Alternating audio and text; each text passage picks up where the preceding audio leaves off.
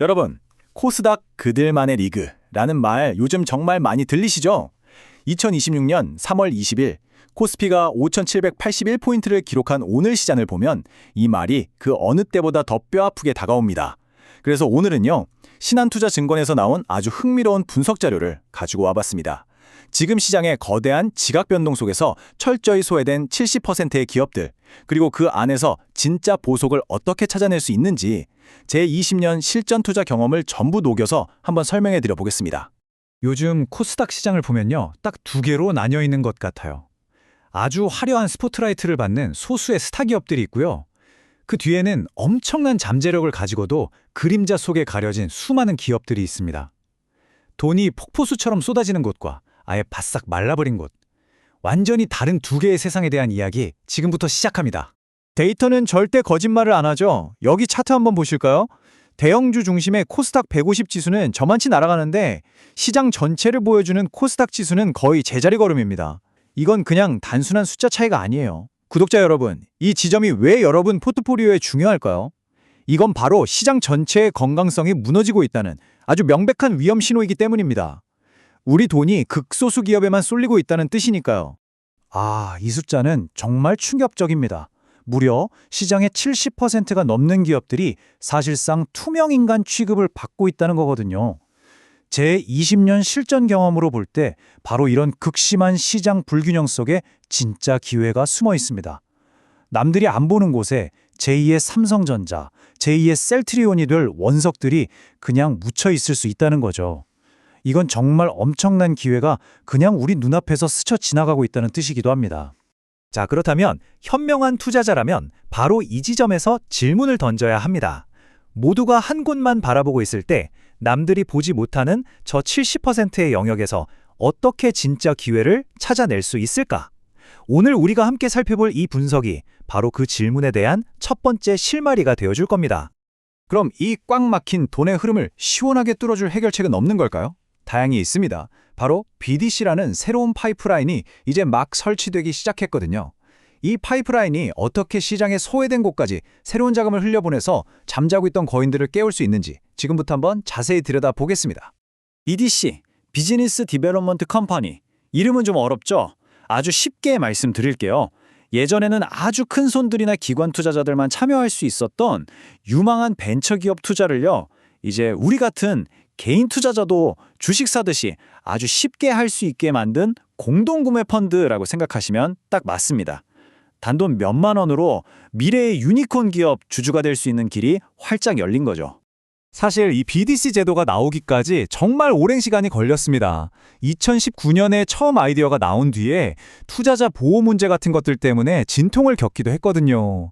하지만 마침내 2026년 대한민국 벤처 생태계에 새로운 피를 수혈할 이 제도가 본격적으로 시작된 겁니다.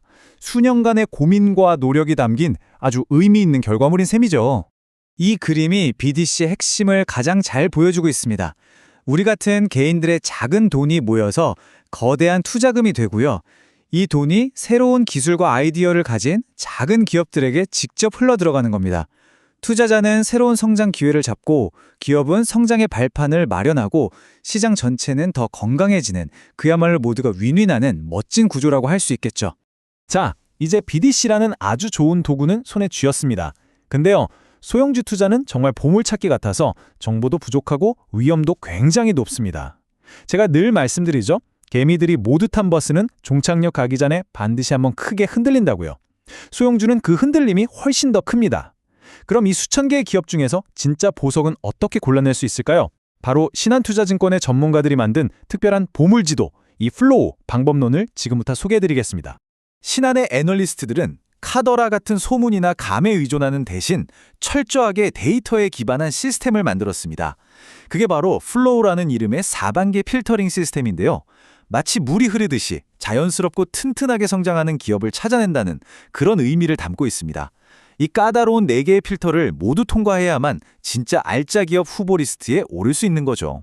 첫 번째 필터, F는 Financial Stability, 바로 재무 안정성입니다.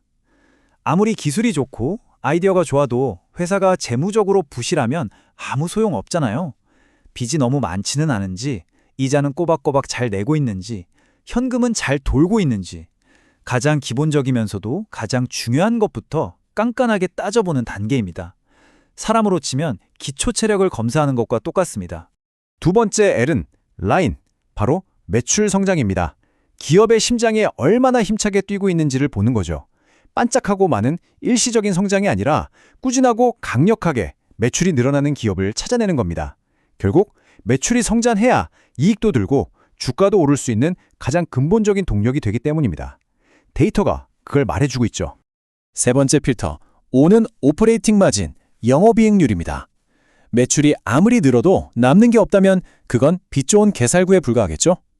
열심히 판 돈이 실제 수익으로 얼마나 잘 연결되는지, 한마디로 장사를 얼마나 똑똑하게 잘하는지를 확인하는 단계입니다. 1,000원어치를 팔아서 100원을 남기는 회사와 10원을 남기는 회사는 근본적으로 다른 회사니까요. 마지막 네 번째, W는 워킹 캐피털, 즉 운전자본 관리 능력입니다. 이게 좀 어려울 수 있는데 쉽게 말해서 회사가 가진 돈을 얼마나 효율적으로 잘 굴리고 있는지를 보는 겁니다. 재고는 너무 쌓아두지 않는지, 외상값은 제때 잘 받고 있는지, 회사의 살림살이를 얼마나 알뜰하게 잘 꾸려나가는지를 평가하는 거죠.